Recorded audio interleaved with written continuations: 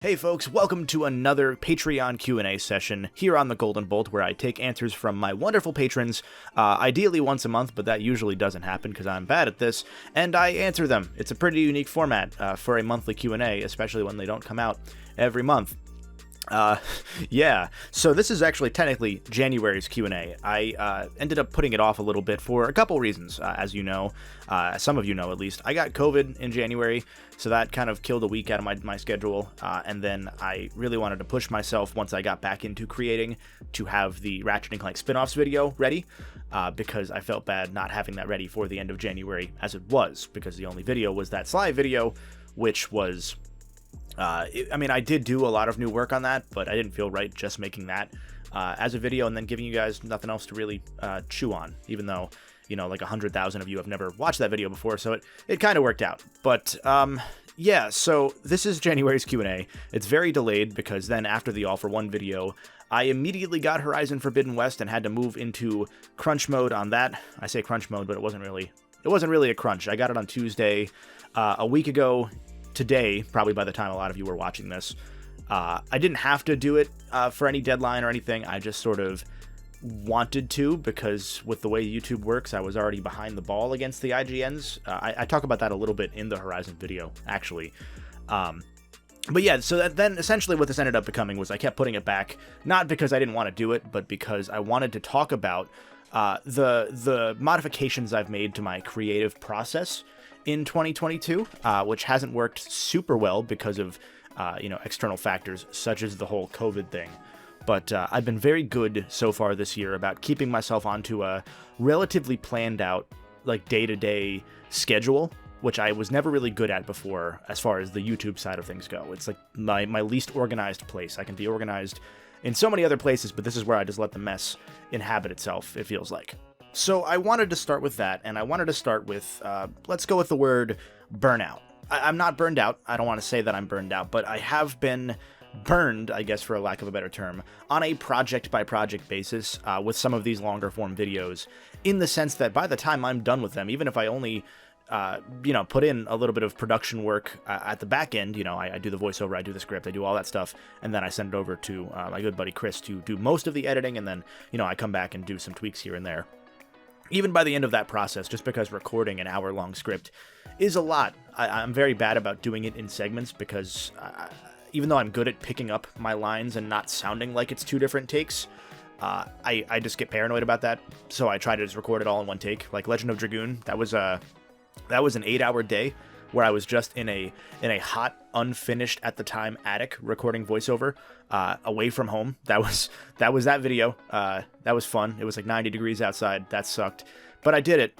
Never doing that again, and I'm better at voiceover now anyway, so I've stopped caring as much about some of the weird noises that none of you notice that us like creators tend to notice when we're doing voiceover. Like I would have just re-recorded that if this were a script. I didn't say tended, I said tended. I don't know why, just that's the way it came out of my mouth.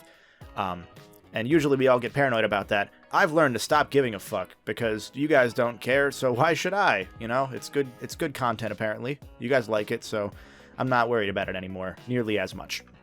But yeah, so a lot of 2021 was defined by me making these progressively longer projects that I felt equipped to make, but I would end up having to take like a week off of doing anything creative afterwards because I was just so friggin' done by the end of them. And then I would start the next project, I'd be behind because I'm like, oh, this is a lot of work, I don't want to do the whole script writing in one day, or, like this, just stuff like that. It was just me not scheduling myself well, and I would burn out, and then I would take a week off, and then I would feel guilty, and then I would start the next project, and then I would rush it to the end, and then I would feel guilty, and I would take a week off, and vicious cycle.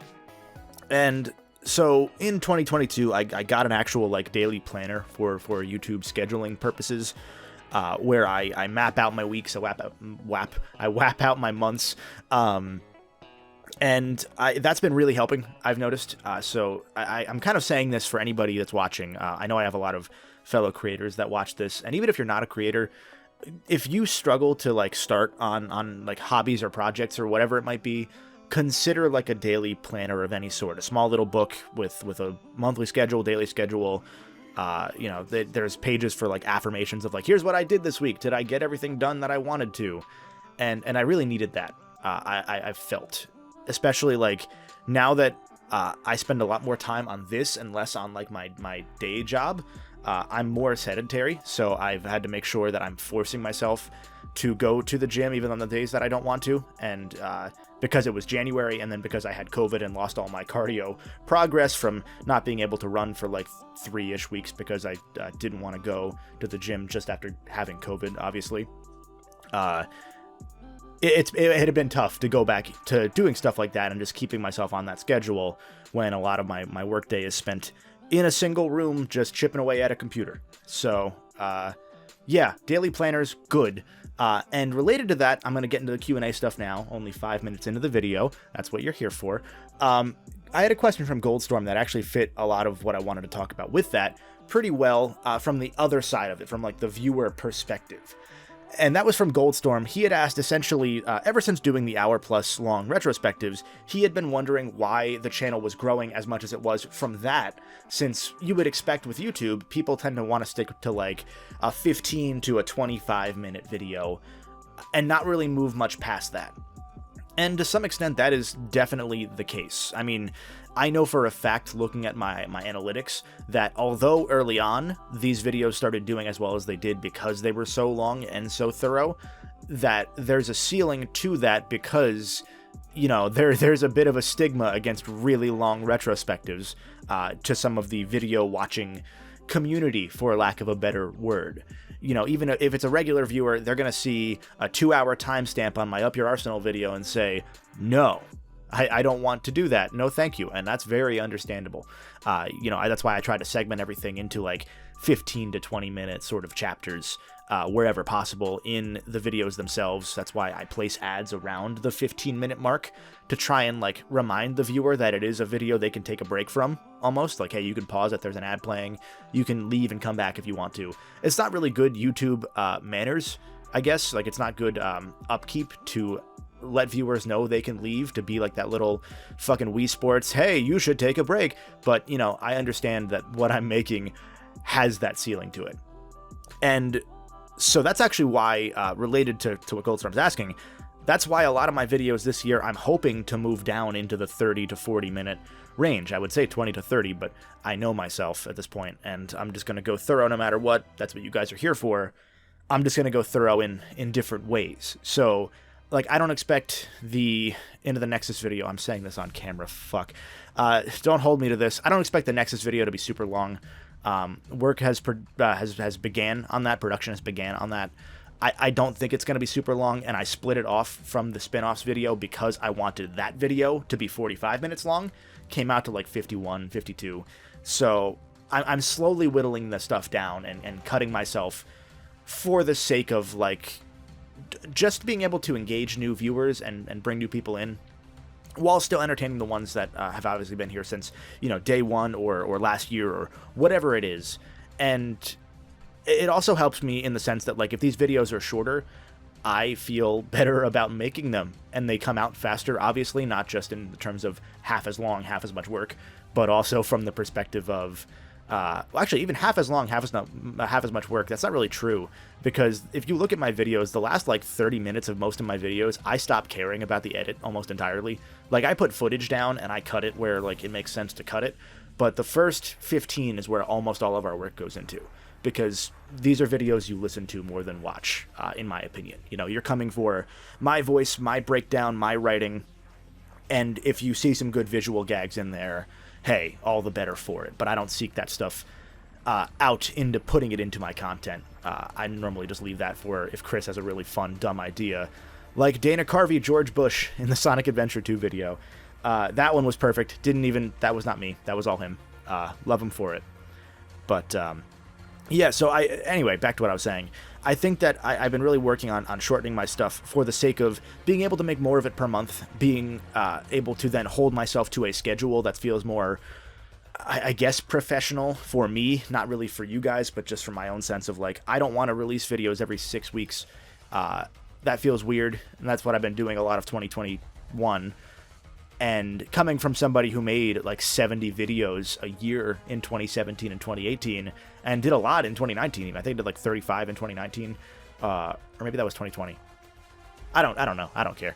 But whatever the case, I want to try and get back to having, like, a proper season of, like, 20-ish videos, at least, which is going to have to involve shorter videos, because there's no way. I mean, unless I just put even less effort into the parts that I put the most effort into, so, like, the voiceover, the scripting. If I started half-assing that, I could do it, but I don't want to. So I've started choosing topics that I think are going to be a little bit shorter, a little bit more interesting, maybe for me, maybe not always retrospectives, obviously. Like, I have a really cool PS1 focused idea that I really want to dive into at some point this year, even though I don't think it will do well, but it's just for me. I mean, I knew Horizon wouldn't do well. That was just for me. And with Horizon, I even want to say, going back to the Burnout, I'm glad I made this Q&A video and talked about a lot of this stuff after I made that Horizon video, because from the moment that I figuratively put pen to paper on the script until I hit the render button, that was 6 hours.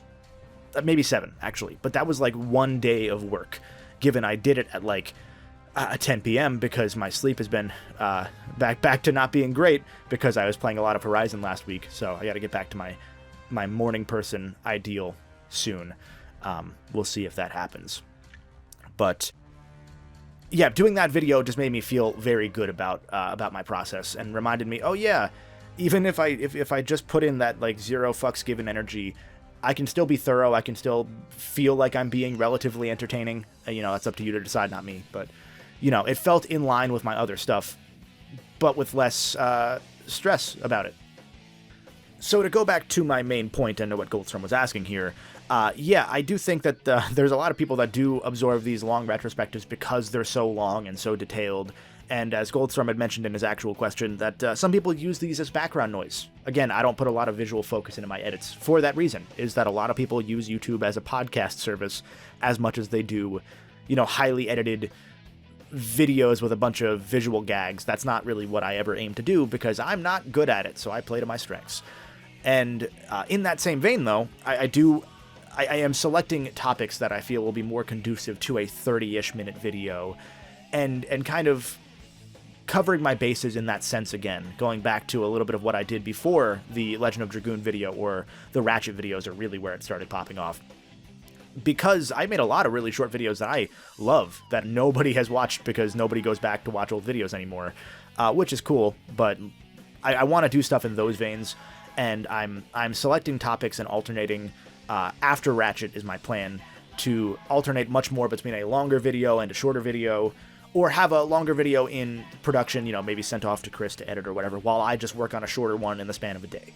And that way I can kind of bump up my workflow, keep myself consistent, because I think the fact that these are so long is what's hurting my consistency at a personal level. Again, the schedule's helping, but I think if these were videos that I can mentally say, oh, I could do this start to finish in 2 days, then I wouldn't stress as much passively about it. It's not really active stress, because it's YouTube at the end of the day. It's not a big deal. But yeah, so essentially, don't worry. There's still going to be long videos. This is a very long answer to the question, but I do want to do shorter stuff that'll still be just as entertaining, especially once Ratchet's done, because I frankly am going to need a break for at least a year from Ratchet content once Rift Apart is done. The only Ratchet video I could see myself doing in the time between when I finish Rift Apart and whatever I decide to get around to the PSP games is if there's rumors going around that someone finally found a copy of the Ratchet and Clank Clone Home, the sequel to Going Mobile. And if that's a thing that's out there, I plan on covering that, because that's a really cool thing that I have been trying to dig into, and I just have not been able to find the right leads that some other members of the Ratchet community, whose names currently escape me, have apparently found. So huge credit to those folks, because that's awesome. That game technically never came out. Only came out for 2 weeks on one mobile service provider in specifically, I believe, Canada. And then it got delisted for reasons that nobody knows. So, it's a really awesome piece of lost media that I would love to finally see us have. And speaking of, I actually have 3 Ratchet questions here that kind of relate to Clone Home, maybe, not really. One of them, well, I have 2 from Nathaniel Foga here, so I'm going to ask them probably back to back. He first asked, do I think anything special will happen for Ratchet & Clank's 20th anniversary? That's a good question. I would not be surprised to see a collection of some sort.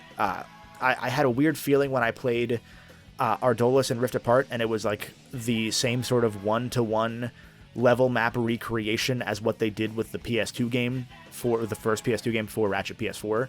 The fact that they did that again almost had me wondering if there's some sort of future collection that might finally drop to get players prepared for where the series seems to be going after Rift Apart, which is to finally, once and for all, address the Lombax question, and maybe potentially that'll be when Ratchet dips out. Who knows? I doubt it, but I could see that happening. I don't know that it will happen, and actually this is related to what James Boss asks, which was that he had asked, given that Insomniac is working on Spider-Man 2 and Wolverine, when do I think the next Ratchet game will come out?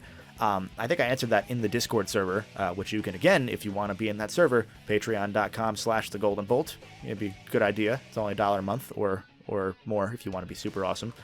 The answer to that I think I gave in the server is that they're not human.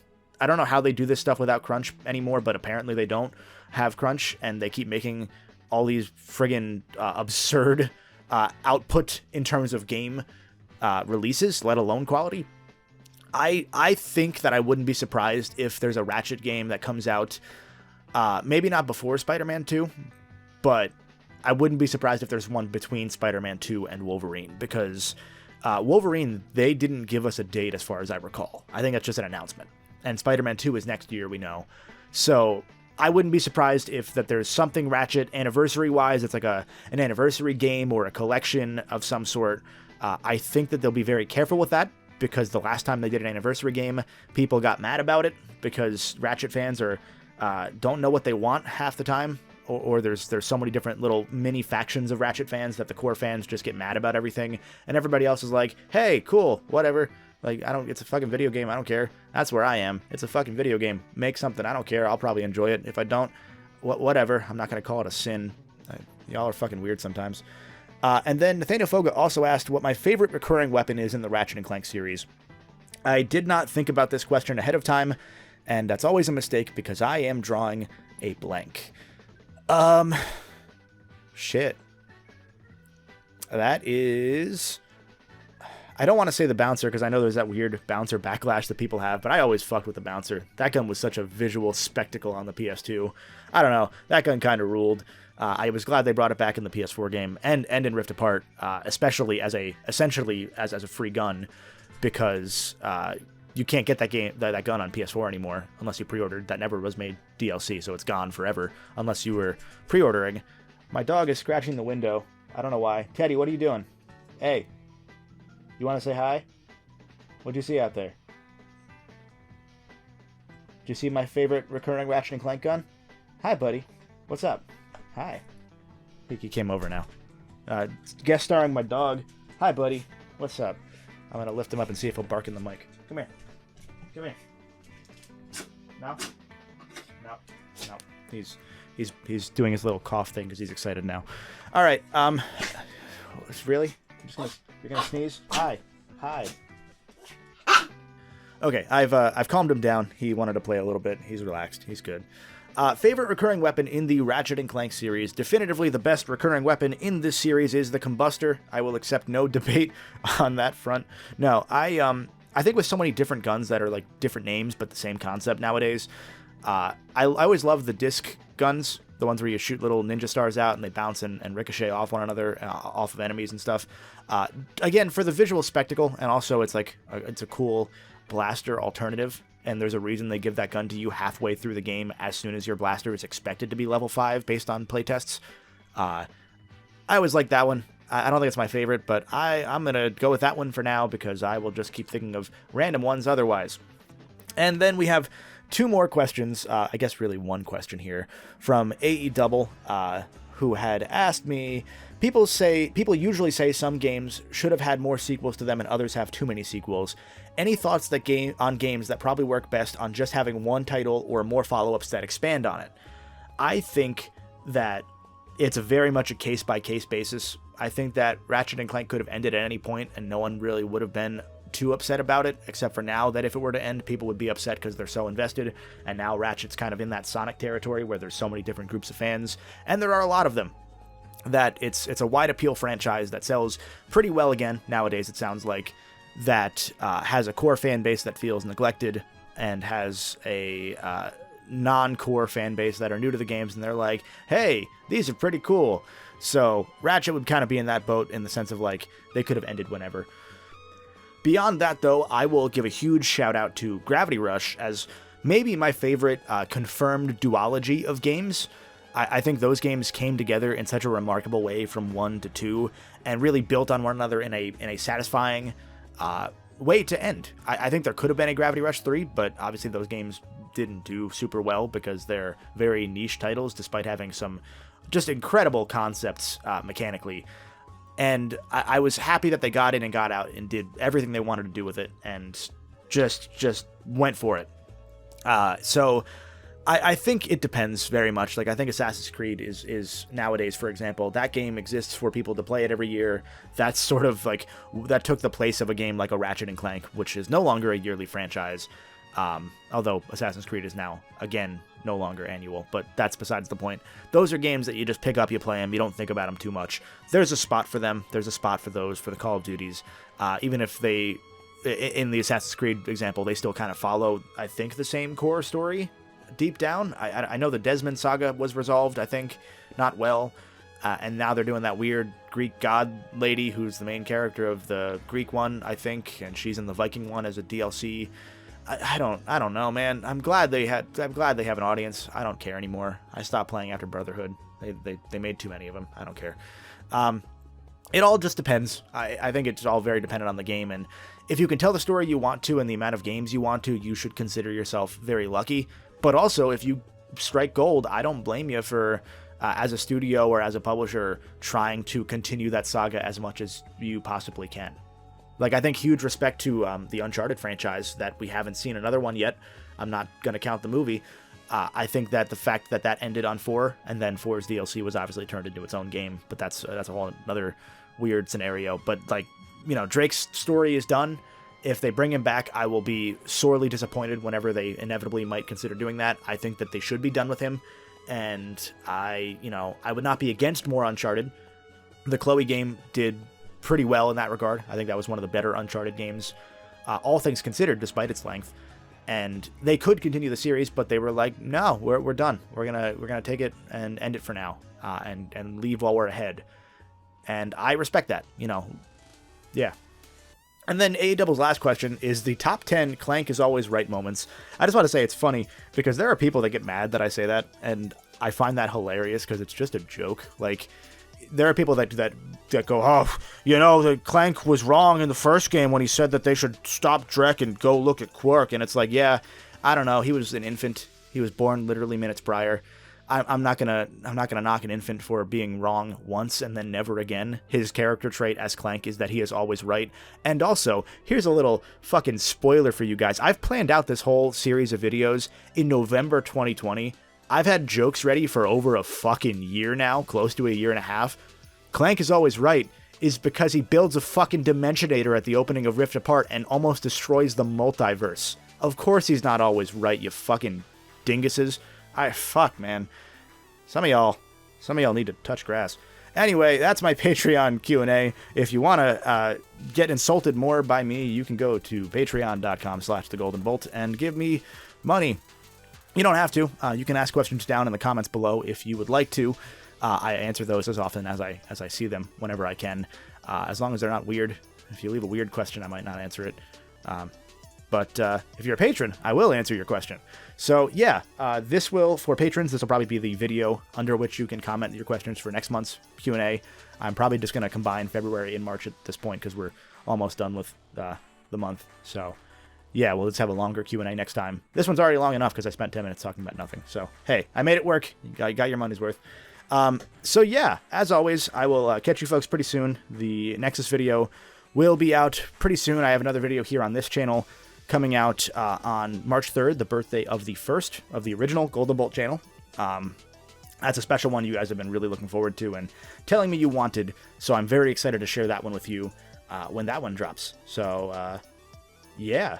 As always, until next time, stay golden.